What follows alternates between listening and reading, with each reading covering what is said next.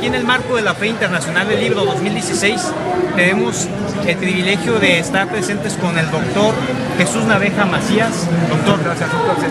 El placer es nuestro. Muchas gracias. Para Tu Visión Informa en su formato Televisión TV, soy Rolfo Guerrero Martínez y poder hablar de su trayectoria, doctor, como director ejecutivo del Consejo Nacional de la CONCAM, que es el Colegio, Asociaciones y Barras de Abogados a nivel nacional.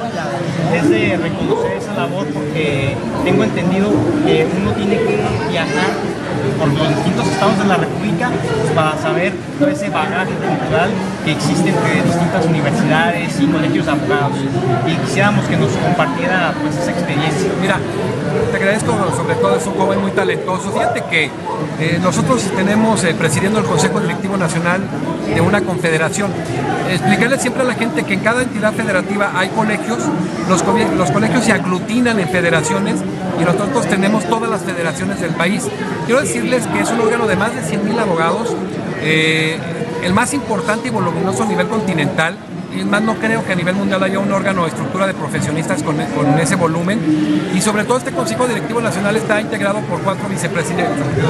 Su servidor, que soy presidente nacional, 4 vicepresidentes, un secretario general y una estructura muy grande a nivel nacional y delegaciones en cada estado. ¿Cuál es el objetivo de nuestra organización?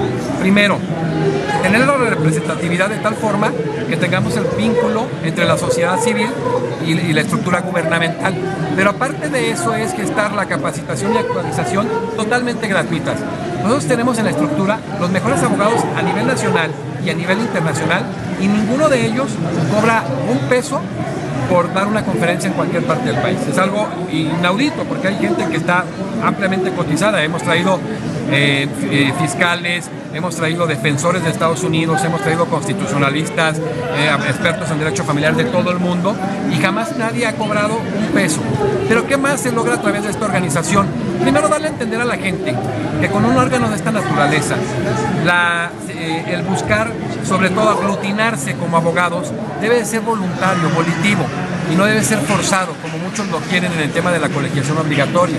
Si entendemos y de alguna manera le damos a entender al ciudadano, al abogado, al mismo estudiante de derecho, al pasante, que es clave que esté en una organización de esta naturaleza para este proceso, vale la pena. Pero cerrar con algo.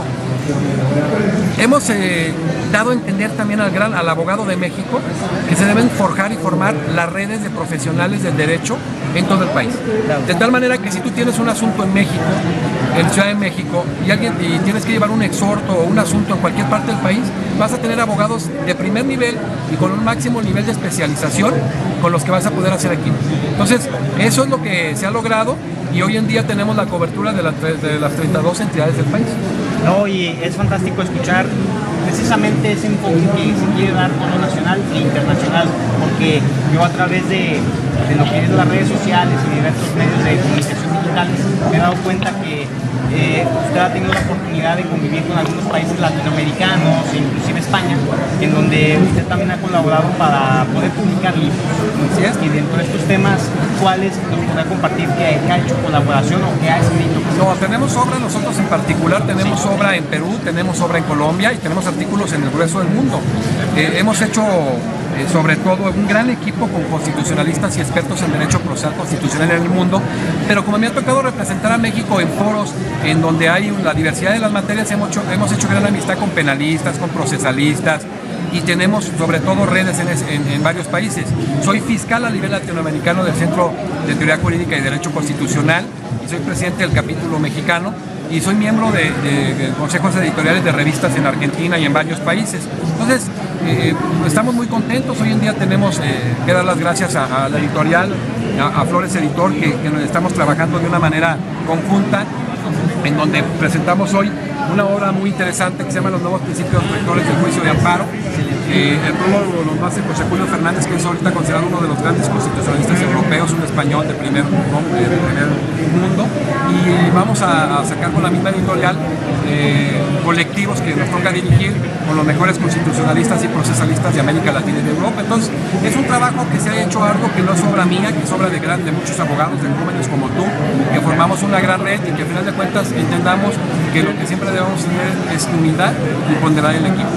Y hablando precisamente de los jóvenes, usted surgió la iniciativa de crear CONCAM, pero en la versión joven. Así es. Joven. Cuando iniciamos hace 4 años este proyecto, algunos abogados se molestaban y yo les comentaba que en primer lugar, si querían hablar de colegiación, debían que estar en los jóvenes ese cariño hacia estar unidos en bloques para forjar sobre todo la profesionalización.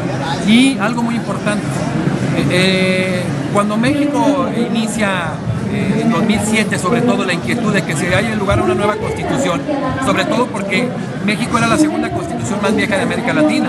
La única constitución más vieja era la Argentina de 1853-1860, porque fue la época en que se reintegra la República Autónoma de Buenos Aires, la del 17 de México y la del 49 de Costa Rica. De ahí en más viene la de los 67 de caso uruguayo y la del 80 de Chile. Todas son constituciones de los 90 materialmente. Y eso significaba que el oleaje iba hacia una constitución nueva. Si había las opciones de una reforma pequeña, de una reforma tenue, de una gran reforma, una reforma radical o de un proceso abrogatorio que en ese momento lo encabezaban gente como Porfirio Muñoz Ledo y el ingeniero Cárdenas, y en contrapeso estaba tu servidor y el caso concreto de un gran amigo mío, Raúl Carrancay Rivas. Se elige para mi gusto lo que era mejor en ese momento histórico. El pluralismo es una base indispensable para la democracia. No se estaba dando mucho en ese momento, entonces podía ser un gran programa de trabajo del gobierno que estaba en turno. ¿Y qué se buscó a través de esto?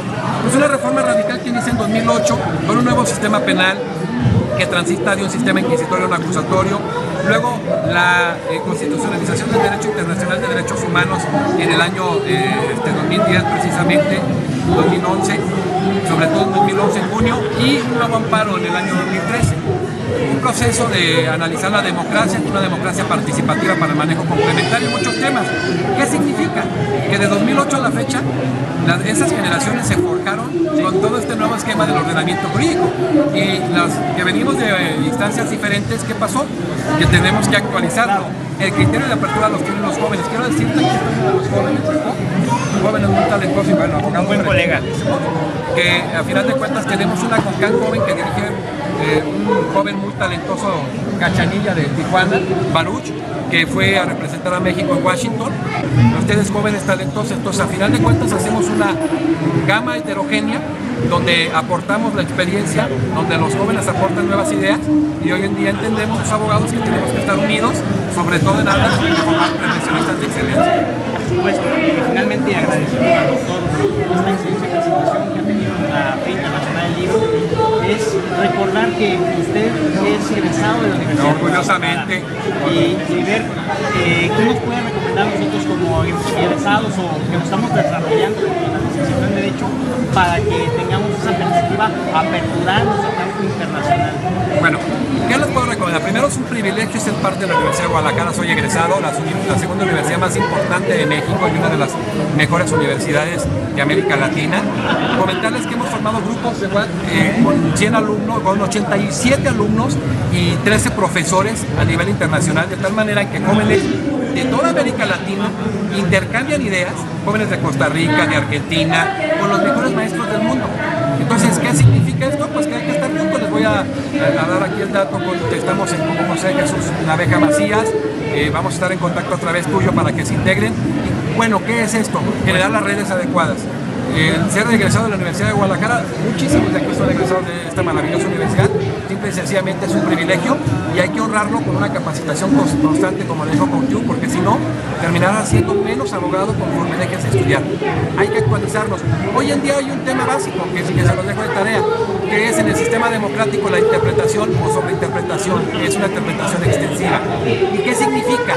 Que hoy la ponderación la tiene dentro de los poderes el Poder Judicial. El Poder Judicial puede ampliar la periferia de derechos fundamentales, pero hoy en el tema de la imprevisión constitucional, el derecho internacional de derechos humanos es maravilloso. Analicen y vayan hacia el tema, sobre todo básico, del diálogo judicial que puede tener dos vertientes. Una vertiente vertical hacia el derecho internacional de derechos humanos, donde de manejo complementario van a poder ver las sentencias de la Corte Interamericana de Derechos Humanos, de la misma Tribunal de Derechos Humanos Europeo, y los contenidos del derecho internacional de derechos humanos. Y desde la vertiente horizontal, donde las sentencias de tribunales constitucionales formales o materiales, salas constitucionales y cortes son un gran referente en la vía de argumentación jurídica. Necesitamos ir más allá y no asustarnos los abogados ni los estudiantes. Ese manejo de buscar las posibilidades simplemente representa no que estudies nada más, sino que tengas cientos de posibilidades maravillosas. Y cierro con algo. ¿Cuál es la gran posibilidad que nos da este tema de la constitucionalización del derecho internacional de derechos humanos? Que, por ejemplo, temas tan sensibles como la cosa juzgada cambian. Ya la cosa juzgada va de un matiz a través de la sentencia Las Palmeras contra Colombia, donde evidentemente la cosa juzgada no nada más representa la seguridad jurídica, sino que se puede modificar en aras de que lo que deba imperar es el valor de la justicia. Entonces vamos a estudiar para que al final de cuentas tengamos las mejores posibilidades dentro del campo del derecho y la justicia. Por supuesto, y teniendo esa contundencia como la que nos ha explicado con claridad, ¿por qué es indispensable el ámbito internacional en nuestra carrera que es la abogacía? Yo quiero hacer remembranza y haciendo alusión a que tuvimos una idea, Jacob y yo, hace poco, referente a que vimos un debate muy robusto entre usted y Miguel Carbonell hace poco, y nos gustaría demasiado que en el auditorio Salvador Allende Gómez para el próximo año 2017 usted tuviera un debate y acepta Miguel Carbonell que vea esta grabación, y asimismo Sergio García Ramírez. Sergio, extraordinario. Hacerle la invitación. Sí, mira, yo con Miguel lo podemos platicar, estuvimos en Texcoco. Don Sergio es un icono maravilloso, es un hombre fuera de serie. El control de convencionalidad interna es creado por don Sergio García Ramírez a través de 2 votos razonados en 2003, un primer voto contra Guatemala, el MAC-Chan, y un segundo voto el caso Tibi, y la primera sentencia que da origen a este control de convencionalidad, que es la sentencia Almorácin Arellano contra Chile, todo por partiendo de un cerebro maravilloso que es don Sergio García Ramírez, expresidente de la Corte Interamericana de Derechos Humanos, un excelente amigo, un gran ser humano, y ese control de convencionalidad representa la supremacía de la Convención, erosionando mucho el tema de la supremacía constitucional. Entonces, está abierto, ya le dije a Miguel, lo platicamos, no creo que haya ningún problema para que lo acepte. Por supuesto, entonces lo han visto aquí en Tu División Informa, en su formato Tu División TV. Doctor, presidente nacional de la CONCAM, Jesús Naveja Macías. Muchísimas gracias, un placer. Muchas felicidades. Gracias.